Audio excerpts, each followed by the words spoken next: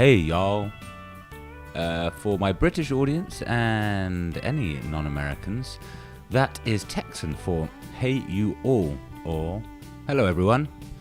And the reason I'm speaking like this, and for this delightfully generic country and western music that's playing underneath, is because this episode of the Research Comms podcast is brought to you from the one and only Lone Star State, Texas, USA.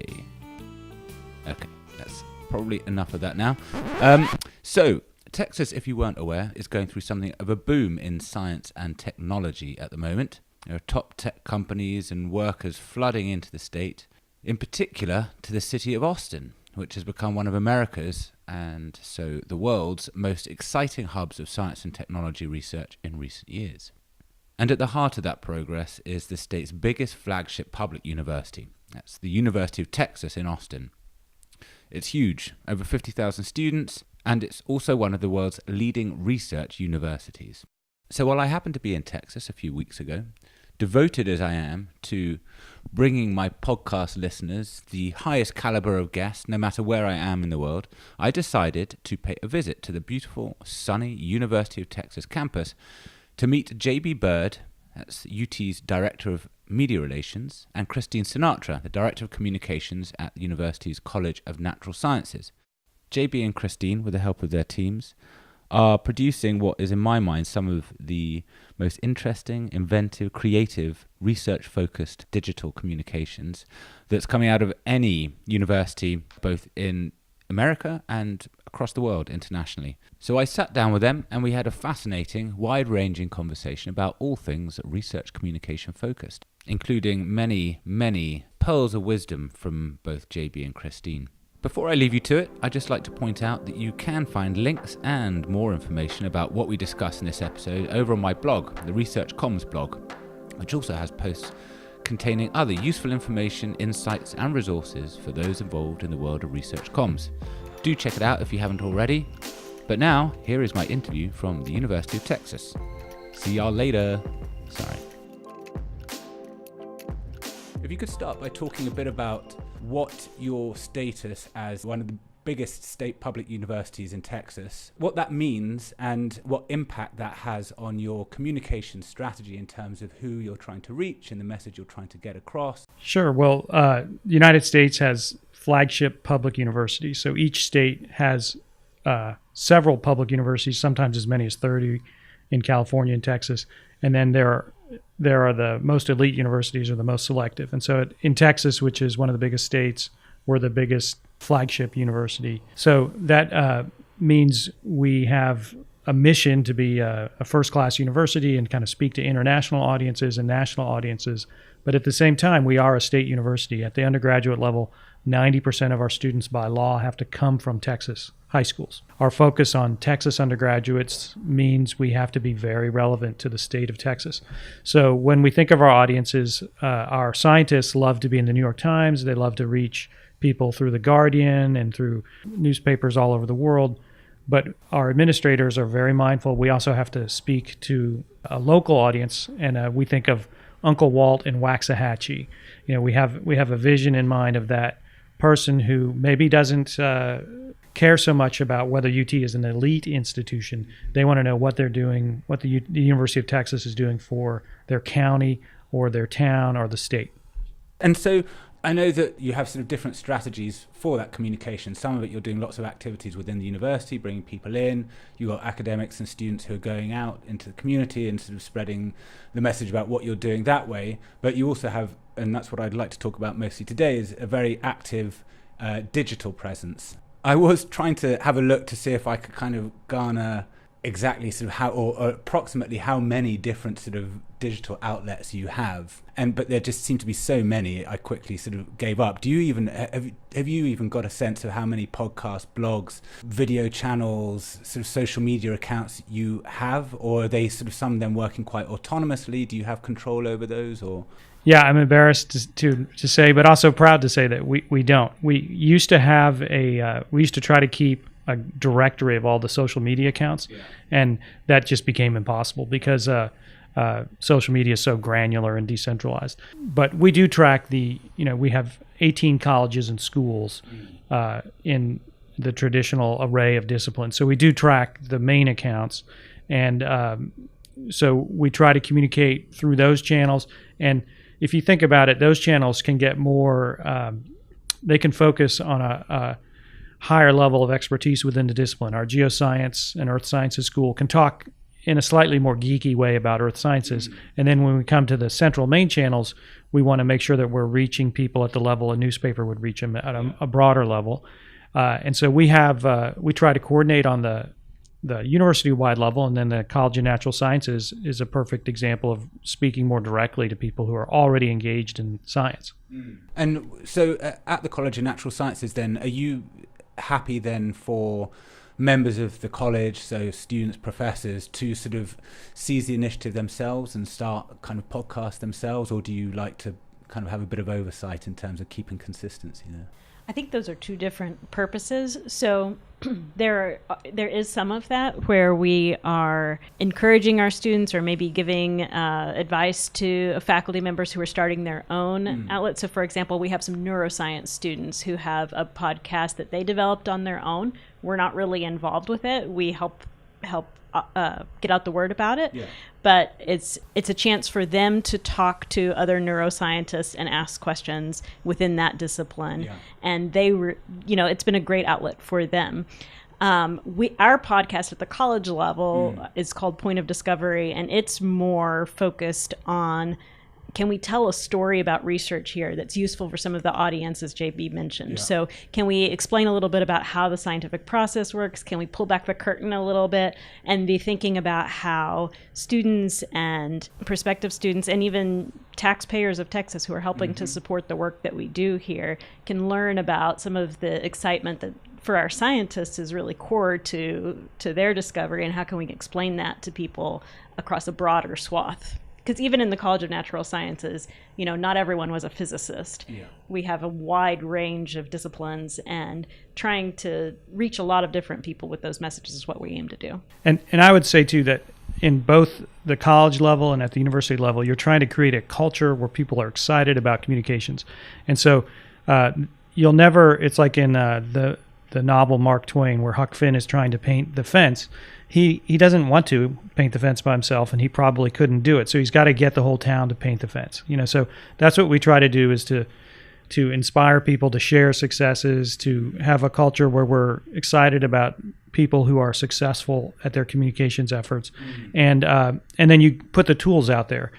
So that happens with podcasting. And another good example here is for years we've had a segment that runs on radio stations around the country called Star Date. It gives you just a little information about the stars that day that you can observe, and it tells you about changes in the skies. And it comes out of our observatory in West Texas, which is a really dark region of the country and a famous place for stargazing. And the success of that has inspired a similar series of short radio segments that comes from our Marine Science Institute on the Gulf Coast. And then now we've got another one from our Economic Geology Institute that focuses on earth sciences. So I think that shows you, once you get the culture going, people want to emulate it. And so that's radio. What other digital media sort of channels or methods are you particularly excited about, and that you're sort of using to good effect, that you're getting good returns on your sort of efforts for? Yeah, I mean, I think also, like any organization, we're going to tell you we can always get better. If you go talk to the New York Times science desk about video, they'll let you know that they've changed their strategy 3 times in the last 3 years. Yeah. So I think we're seeing such rapid changes in the audience consumption of, say, video, that you have to be altering your approach. So one of the things we've been successful with in video is doing really short videos. Yeah. Because for social media, obviously, you want everything to be shareable. Yeah. And that would be our number one metric, is have people shared our content. Like, you want something that has that punchline effect. Sure. And here in the U.S., a very popular social video series is called Now This, where they do very short, punchy videos on political topics. So that's the approach we've tried to emulate with our social media videos.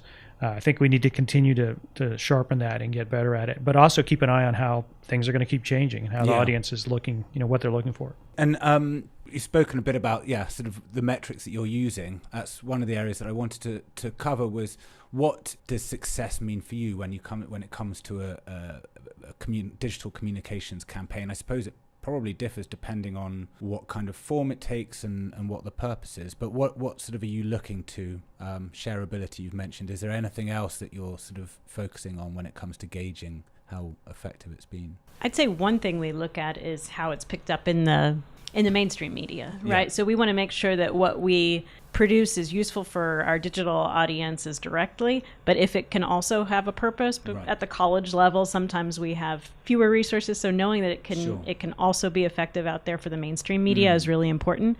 So, one pro tip I would just offer anyone is make sure you're hiring the right people who have that ability to think the way that a journalist would think. Yeah. So when we have people on our team who can think like a science reporter and be really critical about, okay, what needs to be in this video? What do people need to see in order for it to also have uses on a TV station or for a very skeptical science journalist out there? And if they can help hone in on those messages, that's really valuable.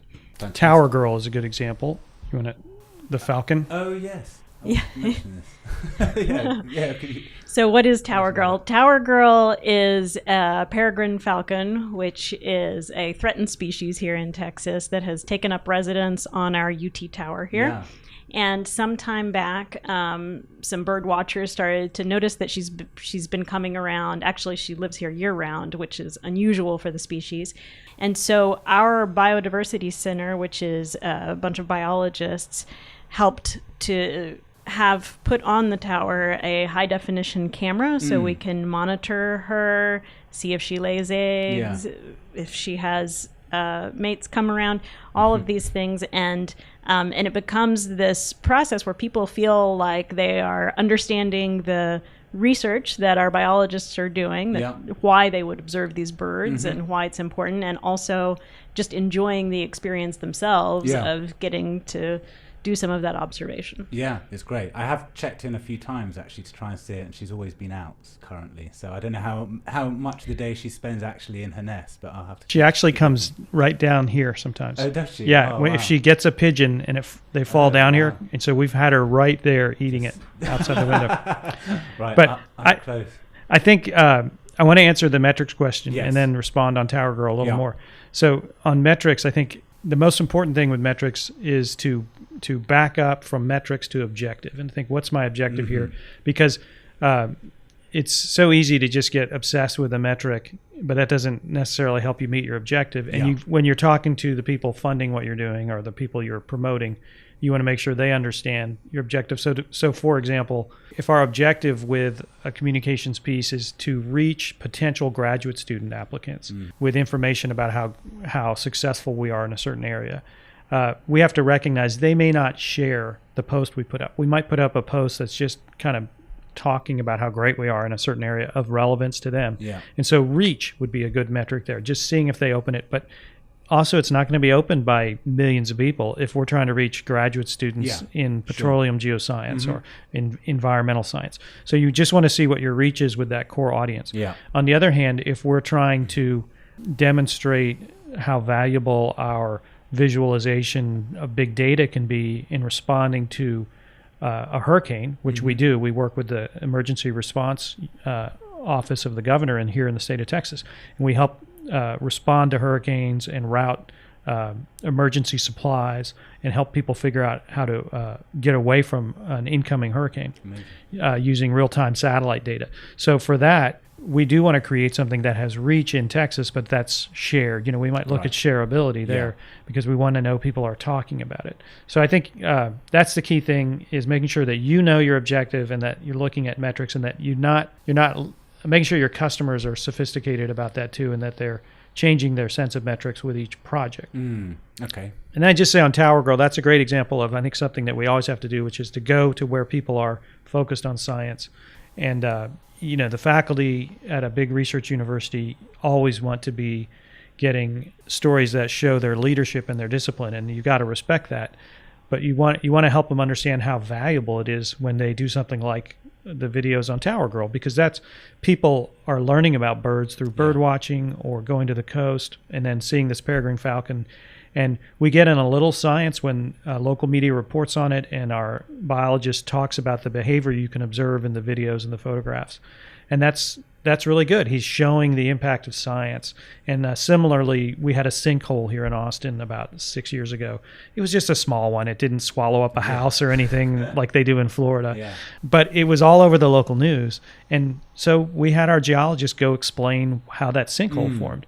And, that really is a moment when people can understand what a geologist does, much more than hearing an abstract lecture, because right there people are fascinated by the sinkhole. You're getting them when they're lining up to see this thing, and you're showing them what science does. And some science in. Yeah, and I think the key thing is if you're concerned about funding for science, which we all are, you have to show up when people are paying attention and interested in science. You can't complain about the funding and then say, well, I'm not going to go talk to them about that sinkhole, or I'm not going to go talk to them about a flood, because that's not big time science. You gotta kind of talk to them where they are. Yeah. It also sort of brings about the question of sort of the extent to which I can see behind you. I won't mention anything on it because it'll probably be giving away secrets, but there's a whiteboard with sort of lots of strategy in terms of sort of social media and video and content and so on. Obviously, there's a lot of planning that goes into creating the content, but from the sounds of things, then you also need to leave a bit of space for responding to news events and sort of some flexibility in that regard as well. Is that sort of kind of a two-pronged approach that you have? Yeah, very much. You're always going to do tremendously better when there's something trending in the news. So one of the things we do, and I don't mind sharing this strategy, it's not that original, but we try to do explainers. We have news releases, obviously, news stories, and then some of our faculty write research opinion pieces. But in between those two, we do what we call an explainer that just explains something in the news. So, for example, blockchain is something that's been in the news lately, and that most people just don't even know what on earth is blockchain. So we have people who are experts at it, and so we just have them do a very simple explainer. It's got to be something they can write in an hour because they just know it cold, and that tends to make the most easily consumable content. Easy to create, easy to consume is our mantra on that. And that piece on blockchain, did really well because it came out at a time when the news was covering blockchain. It didn't reach, I'm not sure it reached Uncle Walt in Waxahachie, but it reached people who are interested in blockchain, and that has real meaning for us as a university because then they're going to look to us. Great. So you do have to hook into trending news. Yeah. I'll just go back to what you said a moment ago on kind of using our experts. That's something that any institution that has people who are researchers or scientists can be thinking about, looking at opportunities that are in the media and just finding, so what is our person's take on that, and knowing your people who has that ability to relate to others. You can find, whether it's the lottery and you have a mathematician who can talk about, well, those odds aren't actually very good and break that down. Whatever the topic, you can find an expert who can bring another point of view on it that's usually interesting to an audience. Absolutely. And when you're sort of bringing in experts, academics to do this kind of work, one of the things that I've encountered a lot in my experience of working with people in educational research institutions is that sometimes they're really keen to get involved in public engagement, but the problem they have is that they're so consumed with the work, with academic sort of responsibilities and the research itself, that they find it hard just to find the time. So how do you balance that, understanding that they have lots of other time-consuming activities, but sort of persuading them to spend some of their precious time on public engagement activities? I'll say at the college level, we talk a lot about three purposes of what we do here at the university. So we educate, we do research, but we also have to convey the impact of what we do. And that's true with our funding agencies here in the United States. They expect and ask for in their grants, what will you do to, in terms of public outreach, to convey the importance of this work? And we make the case that JB made just a minute ago about, if you want to see this continue to have support, you have to help get the word out about what it is that you're doing. Yeah. And I want to tell a story too that's on this subject. We have a research team here that looks at Europa, the moon of Jupiter, and they have used radar to try to measure the gravity and on Europa and to understand whether it had liquid water under its frozen surface, which of course is of great interest to people who make movies about science fiction, figuring out if monsters will come out of the frozen ocean. But it's also been of interest to NASA and International, the European Space Agency. And a few years ago, there was a debate in NASA about whether to go to Europa or Titan in the next mission. And Titan was winning, and the Europa scientists were pretty bummed out about that. And the team had made a very exciting discovery, which really strongly indicated there was liquid water under the frozen surface from their radar data. And probably because NASA, was leaning toward Titan, they didn't get too worked up about them doing a press release. They're like, "That's fine. We'll cooperate with you on a press release." Yeah. And we persuaded the scientists, NASA, to let us do a little piece on NASA TV. And then we worked really hard here at the university with the two researchers who were instrumental in this discovery, and they had a huge hit that morning on NASA TV and with national media interviewing them. And by 2 p.m, congressmen who worked on the space committees, the relevant space committees, were getting calls about why aren't you looking at this Europa mission? Wow. And I don't want to say that single-handedly put Europa back on the map, but it really drove the point home for the researchers. Yeah. They were very excited with the media success that they encountered, and the Europa mission did get put back on the map, and it's now the favored mission over Titan. That's great. And so occasionally you get that dramatic story. Yes. Usually it's not that dramatic, but when you can point to those and have the researchers really explain it to others. We've sort of discussed the kind of the methods of communication, whether it's video, podcasts, and so on. I'd like to talk a bit about the different platforms that you're using. Again, university-wide, college-wide. I know that on Facebook you have a huge following, over 660,000 followers, I think, isn't it? Yes. Obviously, Facebook recently has been in the news, not necessarily for the right reasons, partly for the use of people's data with the Cambridge Analytica scandal that's been brewing and breaking. But I mean, I don't know necessarily. I mean, if there's anything that you sort of have to speak about in that regard, it would be interesting to hear. But actually, what I sort of think potentially is more pertinent to people who are using Facebook for communicating research is the changes in the algorithm that Facebook has been implementing over the past. I mean, it's been for a while now, hasn't it? But then they really made an announcement that they were going to kind of kickstart it, favouring posts from friends and family over publishers and organisations. Is that something that you've felt the effect of with your Facebook channels, that organic reach has waned? Yeah, we saw an immediate effect. So we saw as soon as the changes were put in place, a drop of around 20 to 25% in the reach. Yeah. And we did a few things to mitigate against it, because universities tend to be friendly brands. But the other thing, it shows the importance of shareable content even more, because you need people within your network to be sharing it with each other. Because once you get through over that hump, you're fine. If they're sharing with their friends in your network, you're going to be fine. And it also, we're looking at ways to be in conversations and not just speaking the way a news agency speaks. And we do a little of that. We tend to say there's broccoli in our social media accounts and cotton candy. And so, the cotton candy, if you went to the University of Texas, is our mascot Bevo and the football games and the success of our sports teams and things like that. And so a certain amount of that. You're broccoli, aren't you? You're calling me broccoli. I'm calling Christine broccoli. So, we try to work the cotton candy and to keep ourselves in the conversation. Sure. But then we do have to continue to find ways to get our news into conversations, and that's something we're trying to figure out. And Facebook for the College of Natural Sciences, that's another, you're using that still extensively as well. Are there any other platforms that you're noticing are increasing in your engagement that are actually working for you in terms of storytelling, that aside from maybe the big, most obvious ones? Well, one thing I'd mention is on Facebook, paid social, using advertising can be very effective for universities on both Facebook and Twitter. And it actually, in some ways, is the bright side of the Cambridge Analytica story. Because the Cambridge Analytica story is about this dark side of targeting people in terms of their fears and to suppress their actions. But on the positive side, you can reach people who have expressed very genuine and particular interests in academic subjects, and you can reach them in geographic locations.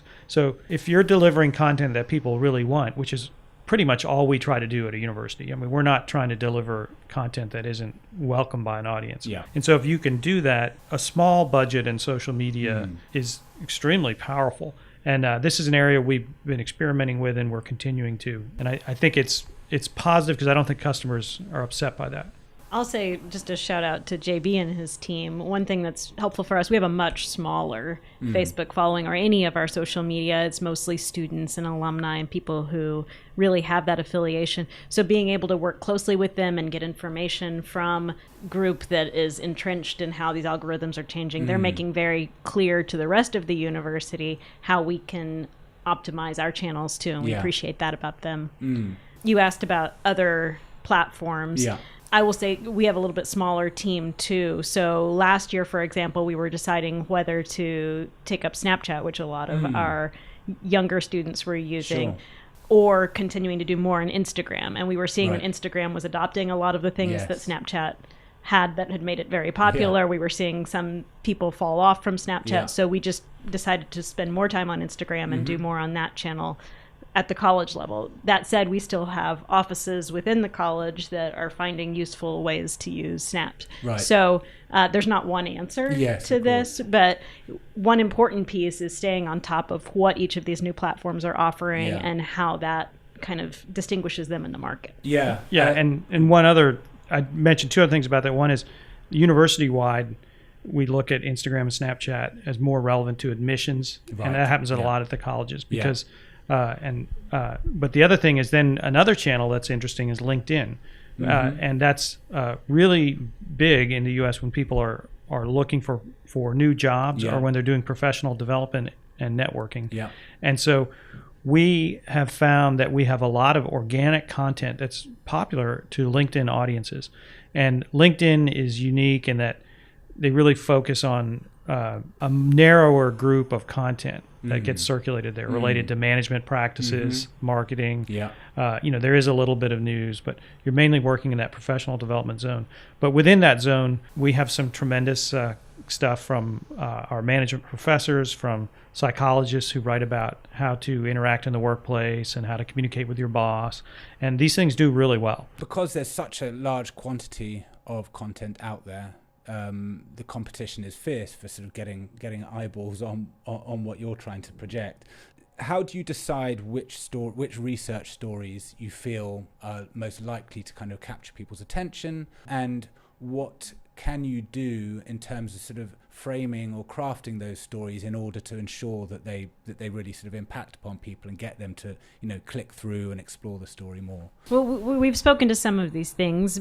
I think another thing is there's a lot in science specifically that's highly visual and that people don't get to see as part of their day-to-day life. So where we can produce something that's engaging and compelling visually, that's certainly important. We also are always looking for things that I think kind of go back to those core mission areas. So if we can demonstrate the usefulness and the purposefulness of something, that's going to get prioritized sometimes above something that is more inside baseball and theoretical perhaps.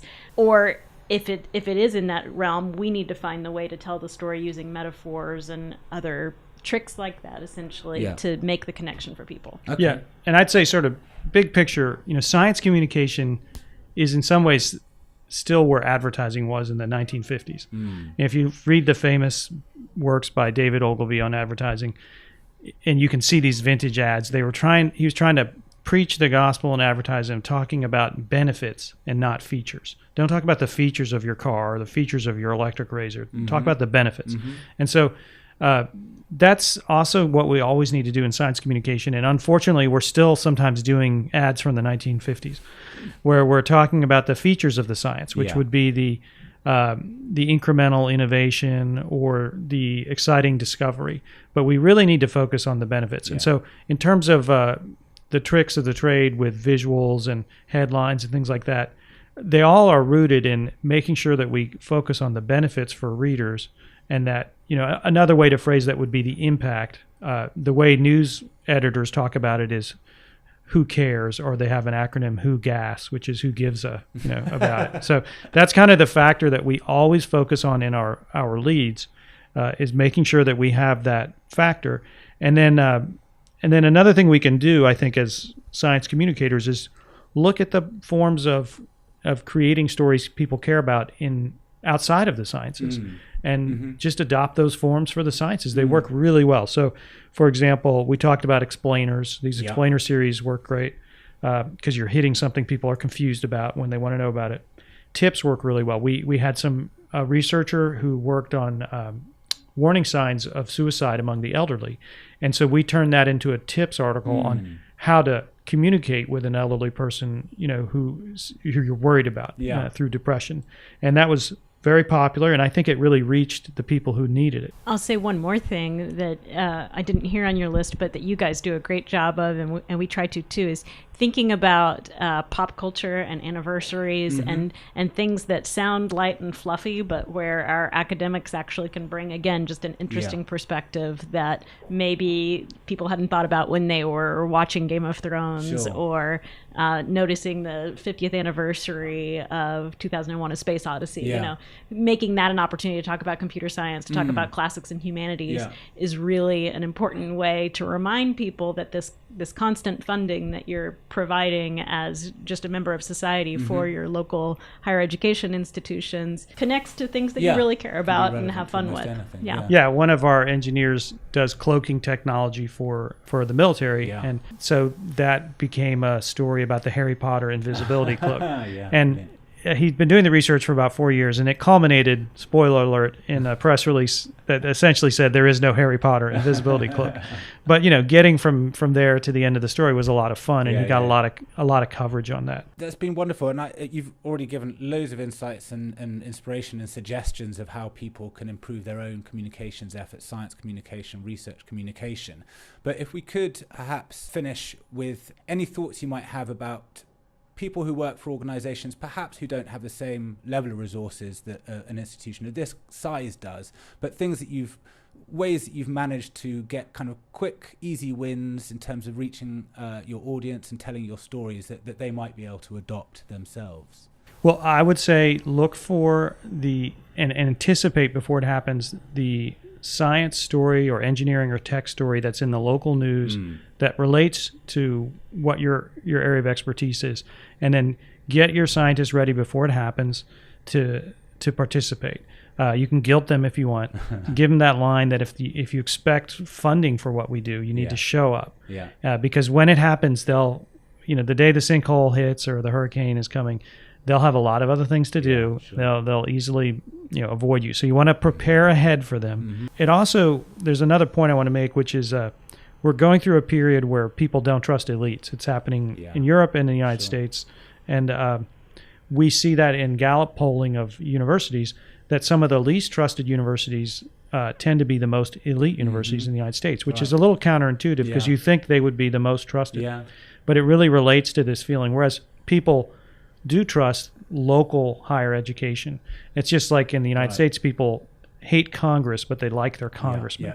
So I would say if I'm at a small organization, you have an edge. You're not an elite. You're probably helping people resolve local issues or deal with local environmental issues. So use that to your advantage and really embrace that and recognize that it may give you a higher favorability rating than the big elite organization. I would say one thing, we've been talking a lot about digital platforms and a lot of new technology, but the thing that's available to everyone, and that's probably most important, is relationship building. Get to know your experts and who actually already has that facility with and comfort with talking to the public or writing, whatever it is.